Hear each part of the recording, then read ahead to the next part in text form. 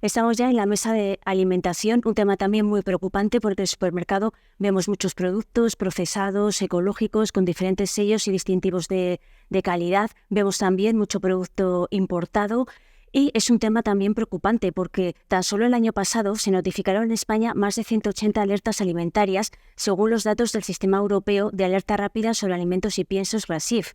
La mayoría de ellas estuvo relacionada con la presencia de microorganismos, pero también con algunos cuerpos que podríamos definir como extraños y luego también con la presencia de alérgenos, un tema también muy preocupante para todas aquellas personas que tienen alergias y necesitan seguir una dieta muy específica. Pero ¿son los únicos problemas que hay en un consumidor? ¿Qué nos podemos encontrar en los lineales? ¿Son realmente los alimentos ecológicos 100% ecológicos? ¿Son igualmente sostenibles si lo importamos de países tan lejanos como, por ejemplo, Australia?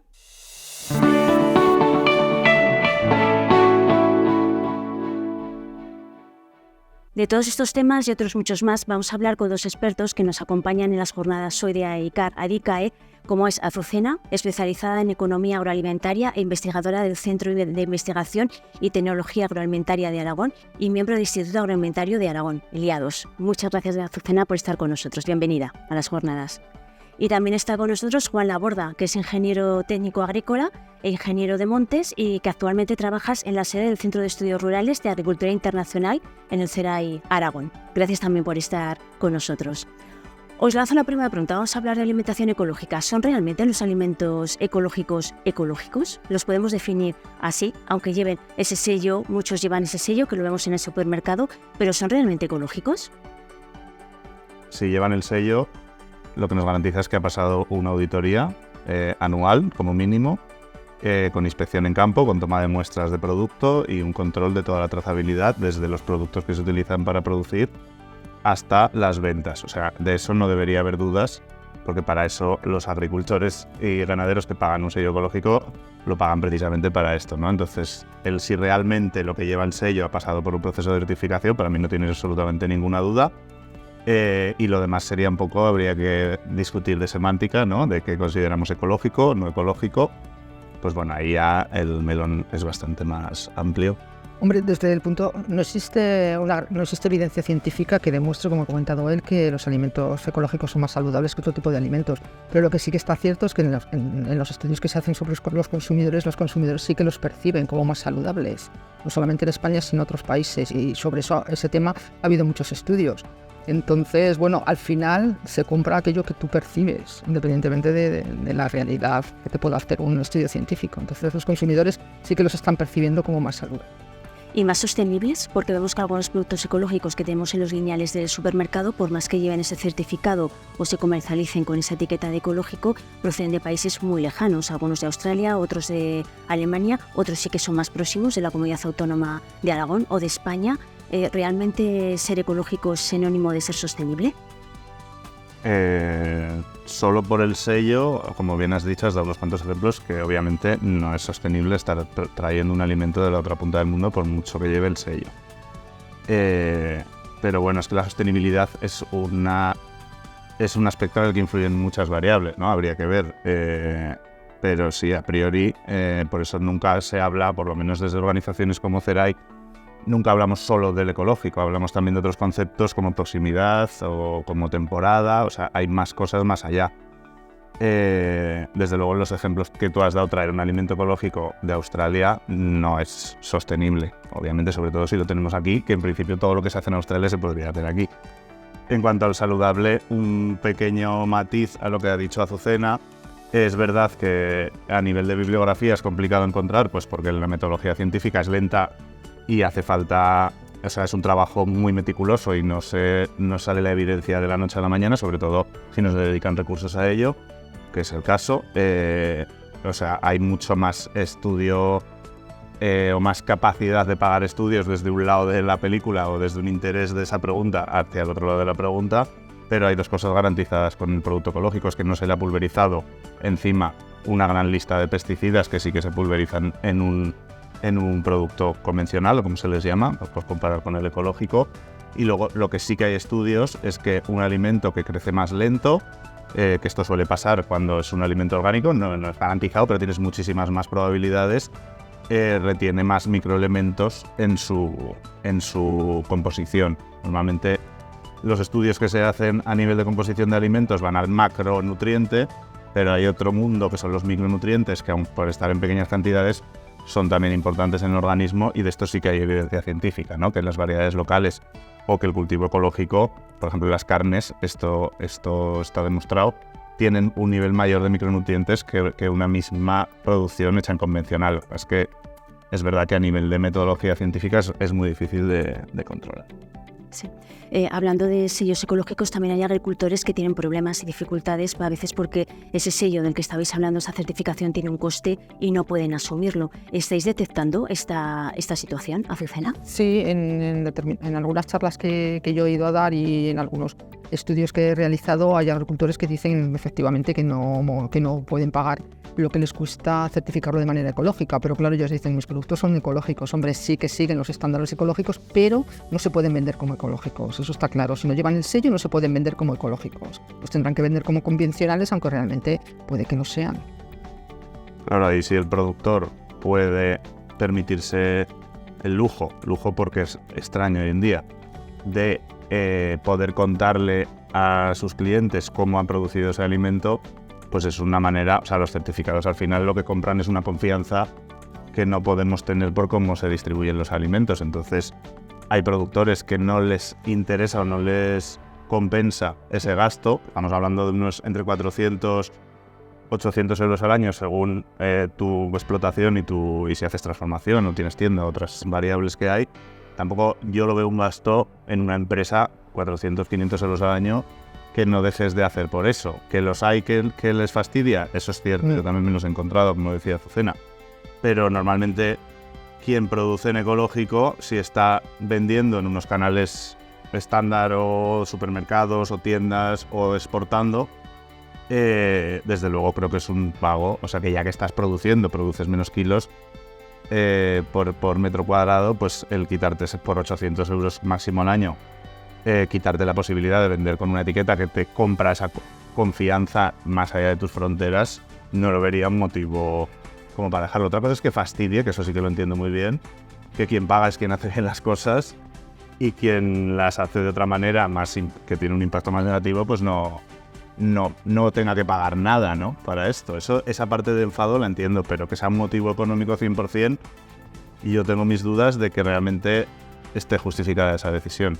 Ya te digo, o lo necesitas o no lo necesitas. Y debería apoyarse más la agricultura ecológica, porque parte de esos agricultores que no pueden certificar no es solo por una cuestión meramente económica. Venimos de altos costes en los sistemas de producción que han puesto en jaque a muchos agricultores y ganaderos, pero también muchos se han quedado fuera de las ayudas que se conceden a este tipo de producción. Entonces eso también ha dificultado esa certificación. No sé si consideráis que hay que ir la sociedad hacia un mayor apoyo por parte tanto del consumidor como también desde las instituciones.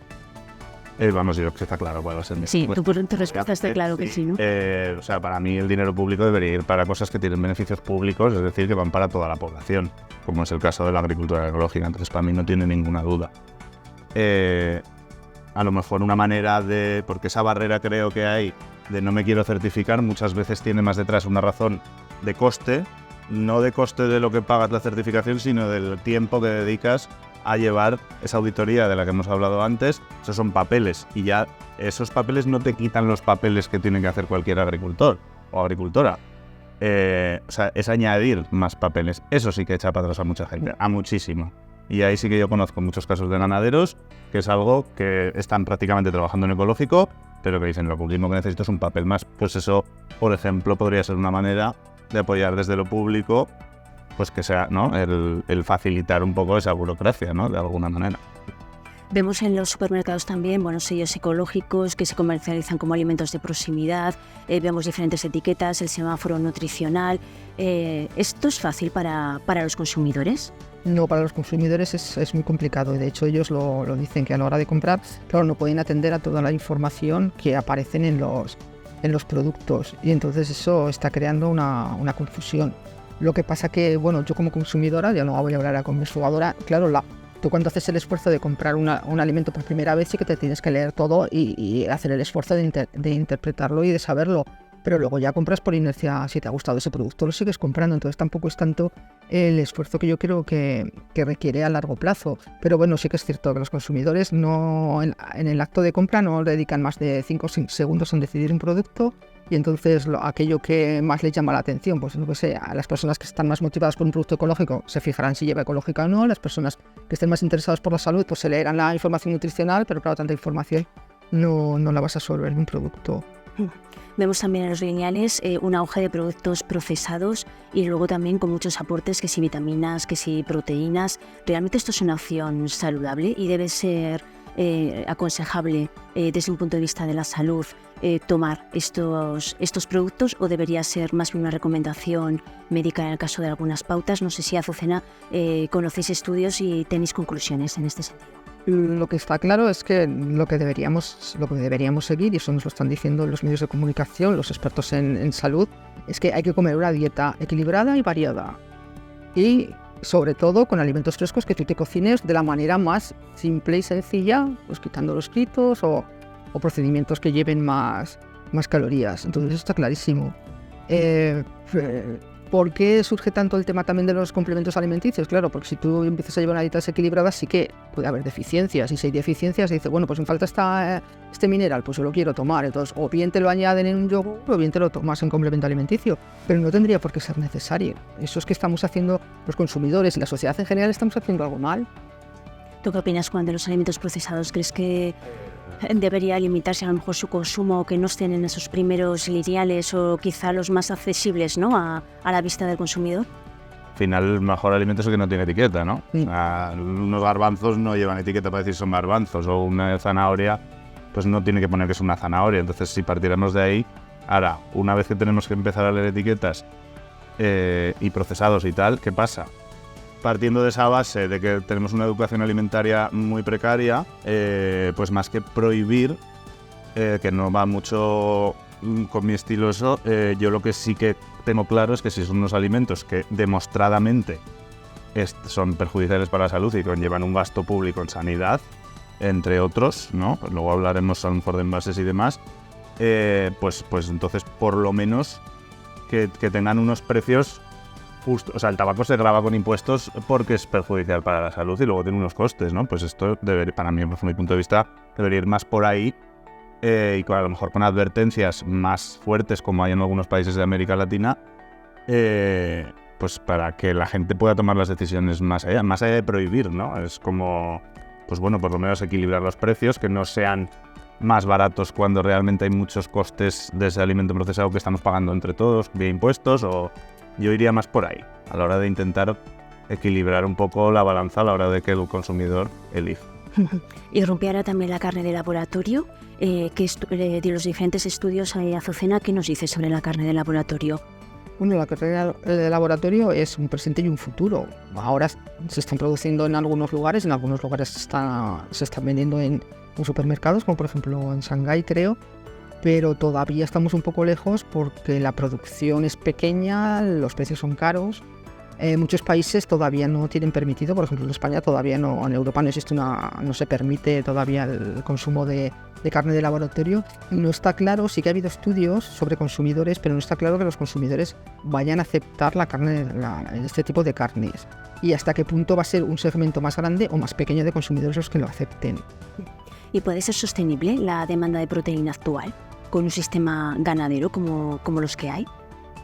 Porque está de proteína animal, sí. A ver, la demanda de proteína animal ha aumentado mucho, pero en los últimos años se está viendo que sigue aumentando, pero a un ritmo más lento, sobre todo porque en los países desarrollados, por ejemplo en el entorno de Europa, está disminuyendo el consumo de carne. Entonces, bueno, pues probablemente, como cada vez se están promocionando y se están lanzando en el mercado también otras alternativas de proteínas, probablemente el mercado se va a ir regulando. Que como a veces esa demanda. De momento estábamos ahí en línea, pero en esto es un tema en el que podría hablar mucho rato, de carne más que la industrial, o sea, la sintética esta nueva. No estoy muy puesto, solo he leído alguna cosita. Según tengo entendido, las inversiones que hay que hacer para producir a escala industrial, que eso sí que lo has nombrado, que ahora se produce en pequeñito, para producir y ser viable, pues son inversiones de muy difícil retorno, y cuando son inversiones de muy difícil retorno ya sabemos quién se las puede permitir y quién no.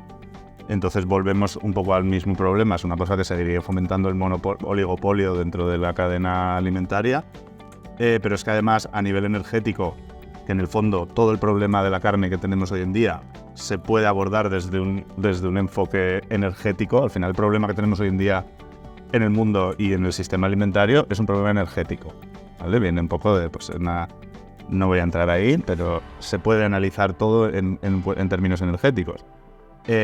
La carne de laboratorio necesita mucha energía para ser producida, necesita unos laboratorios súper estériles, o sea, la fabricación de toda la infraestructura necesaria para producirla también tiene un coste energético. Entonces habría que hacer, y no lo he hecho ni lo he leído, un estudio un poco comparando a nivel energético qué es más viable, si tener unas ovejas aprovechando unos rastrojos, que es de un cereal, ¿no? Que es como, por ejemplo, aquí en Aragón se ha producido carne durante mucho tiempo.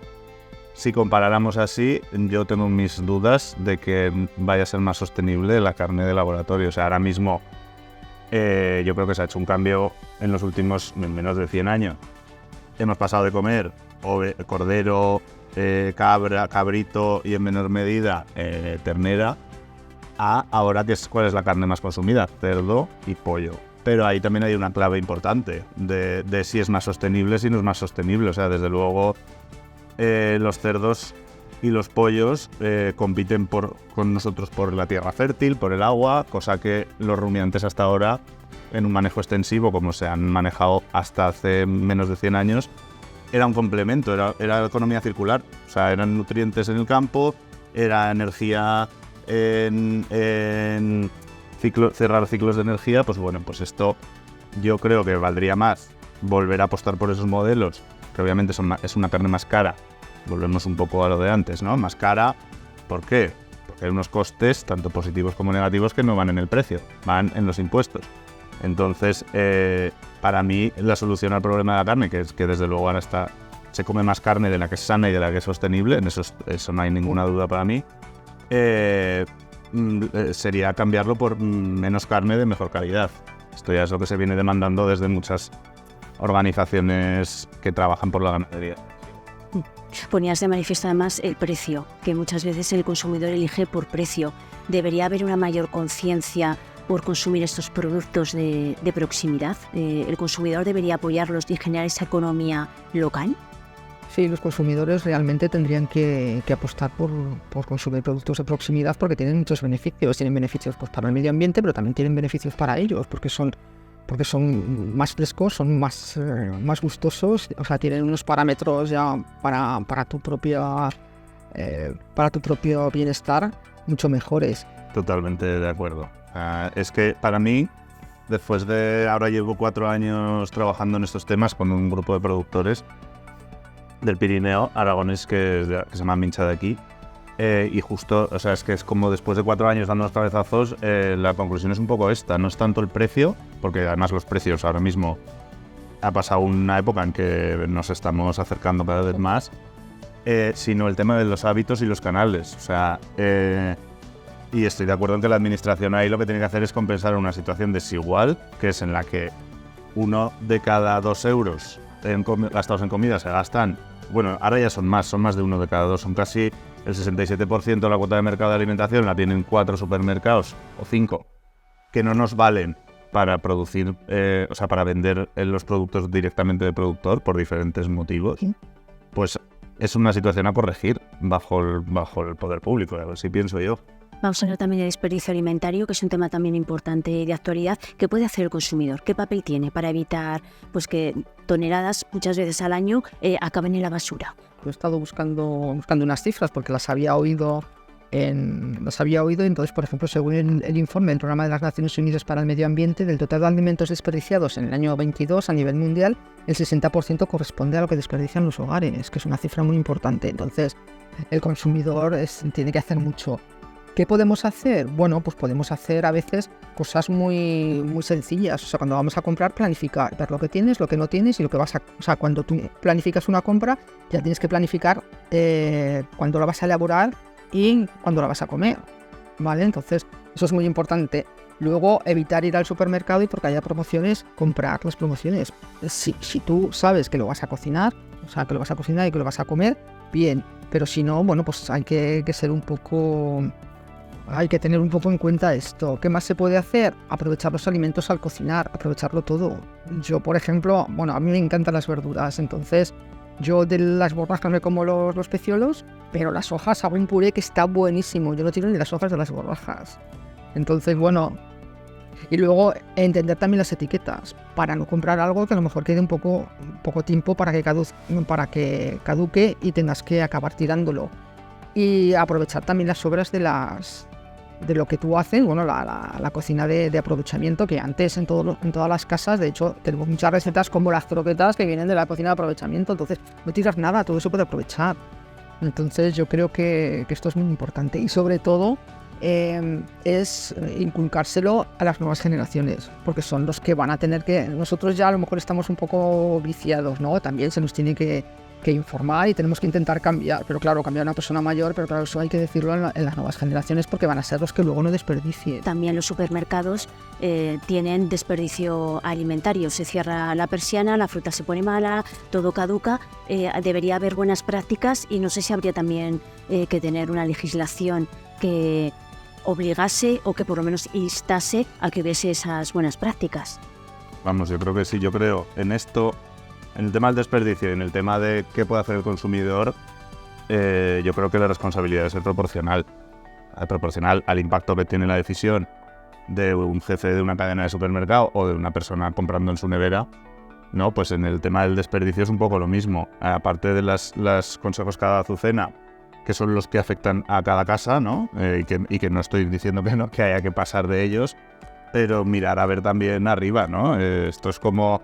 Siempre con el tema de las drogas la gente dice, ¿por qué van al menudeo si podrían ir al que trae en barco y con eso se acabaría todo? Pues un poco parecido, ¿no? En realidad, porque los consejos que ha dado Azucena pasan por cambiar nuestros hábitos de consumo. Cocinar más, aprovechar restos, es cocinar más, que también nos sirve para comer más sano y más sostenible. Comprar más frecuentemente, no hacer compras de un mes, porque si no ese aprovisionamiento es un coste que antes asumía el vendedor, ahora lo asume el que compra también, porque lo que tú compras para un mes y es más probable que se te estropeen las cosas que si compras para una semana. Y luego ya ir elevándonos al escalón siguiente, que es la responsabilidad un poco de la distribución, que es quien hoy maneja toda la cadena de valor alimentario, tenemos que tener en cuenta que un producto vendido en lineal por pura psicología del consumidor tiene que ser bonito, con lo cual has tenido que tirar los feos, que valían igualmente para comer. Ahí ya viene una parte del desperdicio. Y luego el tema de las distancias. Cuanto más lejos viene algo, más mermas hay en el transporte. El tema de la temporada. Cuanto más almacenas... El almacenaje tiene un coste en que se va estropeando el producto en la cámara. Las manzanas pueden estar hasta un año en la cámara.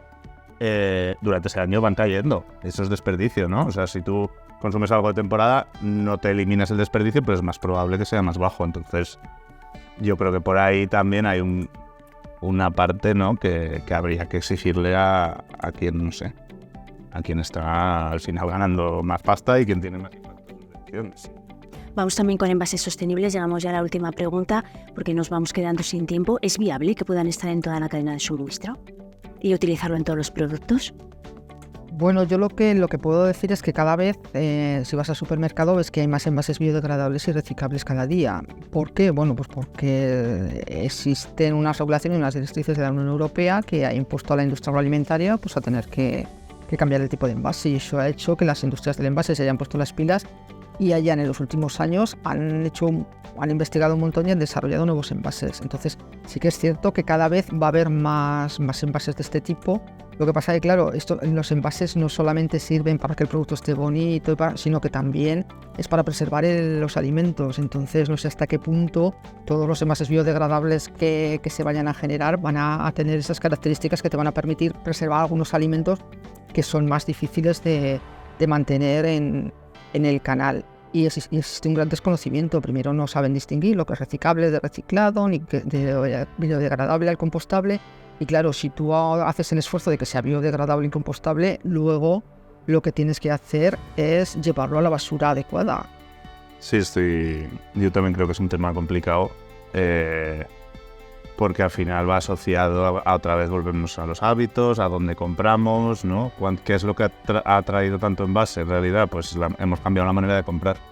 Y ahora no es fácil tener el tiempo para ir a la carnicería o a la verdulería, no sé, ahí pues tiene eso sus limitaciones.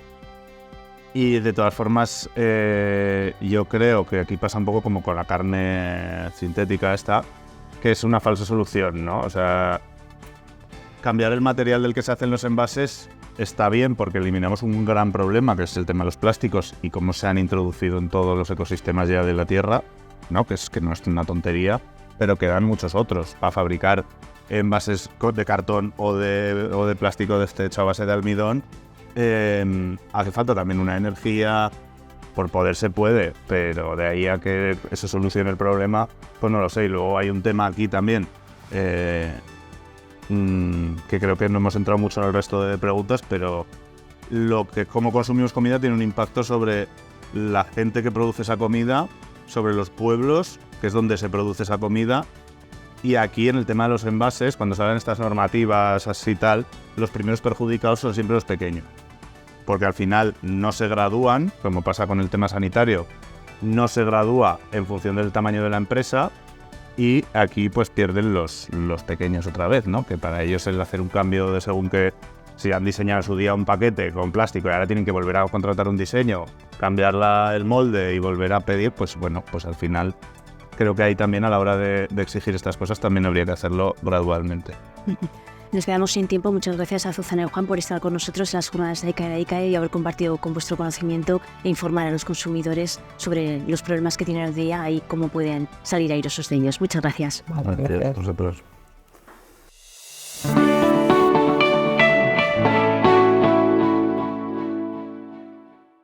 Colabora Gobierno de Aragón.